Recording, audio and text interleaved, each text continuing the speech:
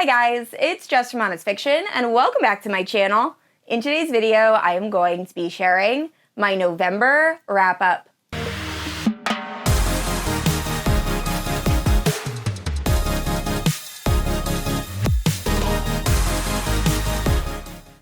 Alright guys, so November was by far the best reading month I have had all year. So if you're familiar with my channel and you've watched my previous videos, you know that I ended up leaving my job at the end of October, and I've been working remotely all of November. So I was really nervous on how that was going to affect my reading. I've just been a little bit down, but oh my gosh, I think the book gods were smiling upon me because I loved almost every single book I read this month.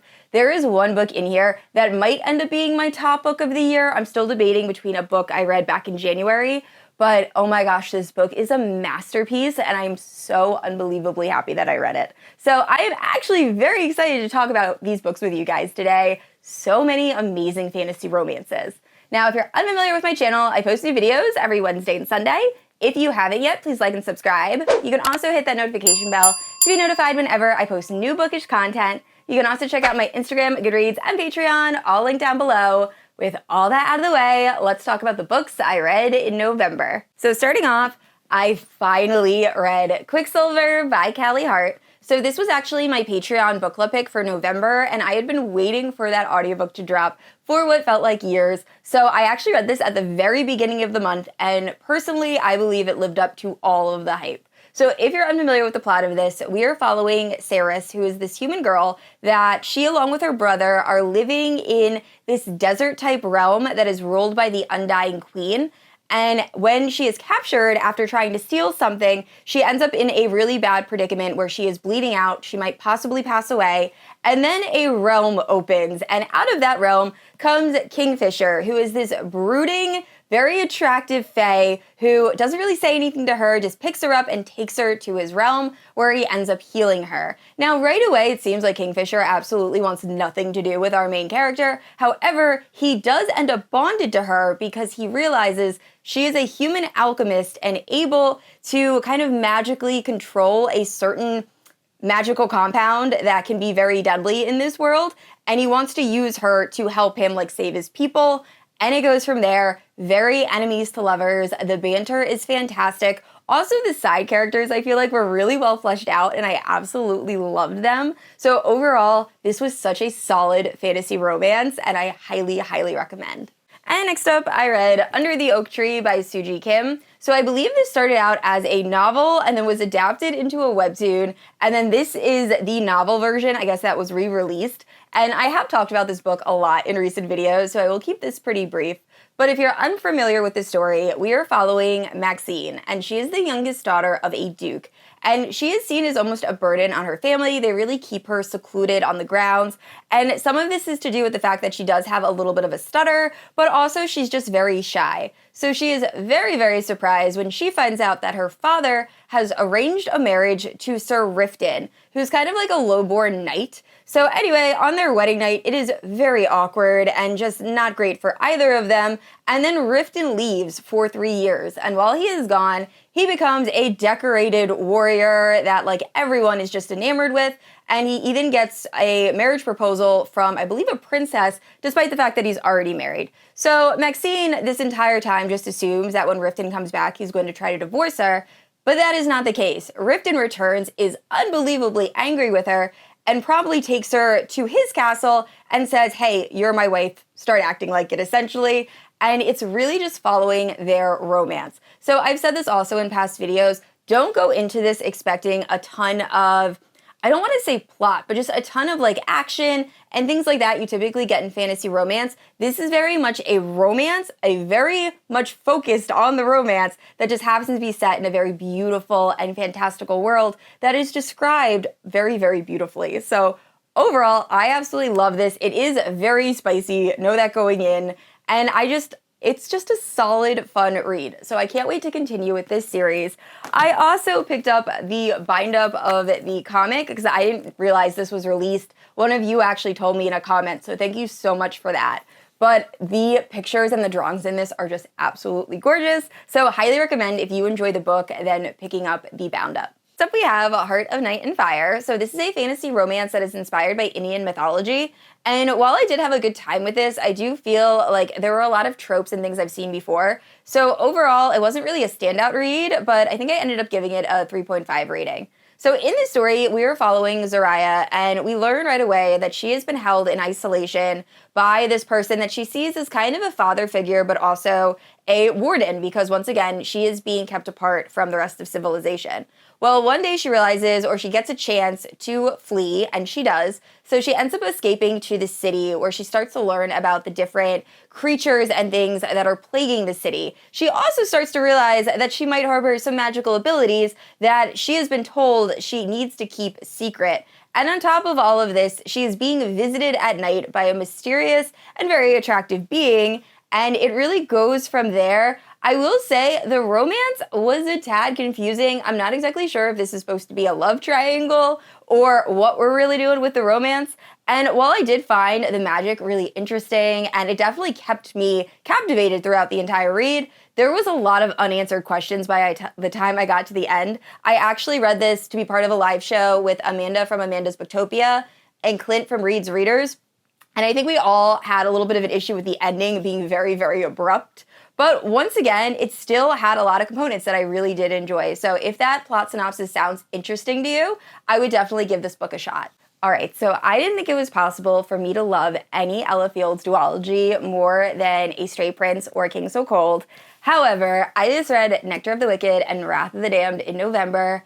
They are a new favorite. So unbelievably good. This duology just has everything I love. It's dark fantasy romance, definitely check trigger warnings, super spicy, and the love interest is just dark and morally gray and perfection. So if you're unfamiliar with this story, we are following this girl who is a changeling fae. So she was swapped at birth with a human child and has been raised by a human mother who has treated her absolutely horribly because obviously this mother wants her daughter, not a fae child. So one day the mother takes this girl to a group of people that she believes know where the Fae are and how to get to the Fae realm, and things end up going very, very badly, and the guardian mother is killed. So now our main character is completely alone in the world. She knows she's at least part Fae, however, she has no idea where she comes from, and she's just trying to figure out what to do when this very mysterious Fae male shows up and says, "Hey, I need a wife. If you agree to marry me, I will help you find out the answers that you are searching for."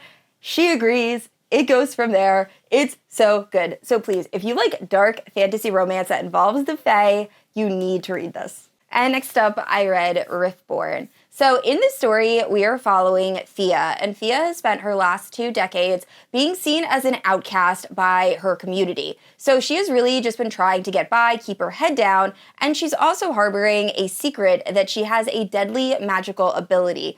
Well, that all comes to a head when she accidentally unleashes her power on 2 unsuspecting people, and they kind of deserved it, but that's a whole different thing. But anyway, she's seen by General Lorik. So he ends up blackmailing her and essentially gives her 2 options. Either she can join his regiment that is going to be trained to go up against these wraiths that are attacking this community, or she will be executed for harboring this power. So she reluctantly agrees to join, and now she is going to be a weapon for the people that have treated her terribly the entire time she's been growing up. So it really goes from there, and I will say it had very good found family. She does end up making friends, and there were a lot of things I liked about this book. The only thing I wasn't crazy about was the romance. I am still not sold on General Lorik, but overall I think this is a very solid start to a fantasy romance series. And that brings us to The Sword of Kaigen. So I'm going to describe the plot of this before I get into my feelings on this book, because I have a lot. So if you're unfamiliar with this story, we are following a community of people that live in the mountains in the Kaigenese Empire. Now, this community is comprised of magical warriors, and they are the first line of defense in saving the empire. So they are kept almost isolated in order for them to really just practice their magic and to become as powerful and as skilled as possible. Now, one of the people we are following, or one of the POVs, is Mamoru, who is the son, or the eldest son, of one of the leaders of this community. And that's because his family is the only family that is able to produce a whispering blade, which is this magical ability that creates a sword that is able to cut through anything. And it's the greatest line of defense. So really, this community wants to keep this tradition going. So we're following Mamoru, and Mamoru is just this 14-year-old boy who has a lot of pressure put on him. He is the eldest son, and he knows one day it's going to be up to him to protect this village and this community. So he has been training. He is just such a really driven kid, and we get his POV. And then we also get his mother's POV, Misakai, and we learn a little bit about her past and how she is dealing with being a mother and everything that comes with that. She was also in an arranged marriage, so we really get a lot of her history. And then we also get the POV of Mamoru's father, who I cannot think of the name of, I apologize, who is one of the people that is leading. So we get a lot of different POVs and a lot of different ideas. And really the first, I say, 200 pages of this book, or 100 pages, is just giving you an idea of how this world works. There is a lot of world building. I can't believe this was one of this author's first works. I believe this might have been her debut. It is so well written. The world building is perfect and so heavily detailed. I had to keep reminding myself that this was a fictional story and this war did not actually take place until we got into a lot of the magic, which was also done so well. I could visualize the battles and the magic. This was just written in such a way that I feel like it would be adapted into a TV show very, very well. But away from all of that, the writing and the plot aside, both are fantastic. This book, I feel like I just read at such the perfect time. A lot of this has to deal with women's autonomy and how they are able to show their power and what their power is. And it was just a beautiful story. I'm trying not to tear up right now. But also, there are some unbelievably upsetting moments that take place in this book. And they will haunt me probably for the rest of my life. I will say this book has definitely changed me in a lot of ways. I feel like my threshold for like sadness has really gone up because once again, there are just some scenes in this that were very, very hard to read. But overall, this book was amazing. So if you have not read this yet, please, it is so unbelievably good. And last up, I read Older by Jennifer Hartmann, which is an age gap romance. And similar to most books I read by Jennifer Hartmann, I really, really enjoyed this. So in the story, we are following Haley, and Haley has grown up in a very abusive environment. Her father is emotionally and physically abusive, and her mother really does not protect her in any way. So she's learned to cope by really trying to stay out of the house as much as possible. Well, at the beginning of the story, she is at a house party that she doesn't really want to be at, but she's just trying to stay away from home. And she meets this very attractive older guy who is searching for his daughter. So they hit it off right away, and Haley ends up lying about her age because she can tell he is significantly older than her and might be a little put off. So things start to get hot and heavy, but then they're interrupted and the guy realizes her actual age and they go their separate ways. Well, time goes by, Haley ends up getting very hurt by her father and flees to one of her only friend's houses where she ends up staying. So she's now living with this friend and things are going great until the friend's father ends up popping over for a visit and Haley realizes it's the guy from the party and then things awkwardly go from there. So overall, I love this. I thought this was a very, very solid read. I will say in terms of age gap romances, I prefer June 1st by Jennifer Hartmann just a little bit more, but overall, I absolutely love this. All right, guys, those are all the books I read in November. Please let me know down in the comments below if you have read any of the books I mentioned and what was your absolute favorite read of November. And I'd like to say a special thank you to my Paladin protectors, Amanda, Erin, Leslie, Lotta, Kat, and Jess. Thank you guys so much for supporting my channel. And I said this already, I post new videos every Wednesday and Sunday. And if you haven't yet, please like and subscribe. I will see you all next week. Bye.